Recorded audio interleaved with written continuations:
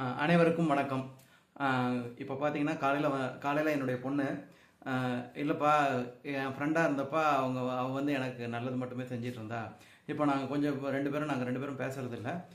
அதனால் அவள் வந்து முன்ன மாதிரி இல்லை அப்படிங்கிற மாதிரி என்கிட்ட சொல்லிட்டு போனான். நாமளும் அதே தான் யோசிப்போம் இல்லையா? ஸோ நம்ம கூட பேசும்போது ஒரு மாதிரி இருக்கிறாங்க, நம்ம கூட பேசாதப்போ ஒரு மாதிரி இருப்பாங்கன்னு தான் நாமளும் யோசிப்போம். ஆனால் என்ன விஷயம் அப்படின்னு கேட்டோம்னா, நாம் ஒருத்தரை பற்றி எந்த விஷயத்தை பாசிட்டிவாக நினைக்கிறோமோ அவங்கள பற்றி பாசிட்டிவான விஷயங்கள் மட்டுமே நமக்கு ஞாபகத்துக்கு வரும். ஒருத்தரை பற்றி நெகட்டிவாக நினைக்க ஆரம்பிச்சோம்னா அவங்கள பற்றி நெகட்டிவான விஷயங்கள் மட்டும்தான் நமக்கு ஞாபகத்துக்கு வரும். அதே மாதிரி தான் ஒரு பிரச்சனை இருந்துச்சுன்னா பிரச்சனையை மட்டுமே யோசிச்சுட்டு இருந்தோம்னா நமக்கு பிரச்சனை பெருசாக தான் தெரியும்.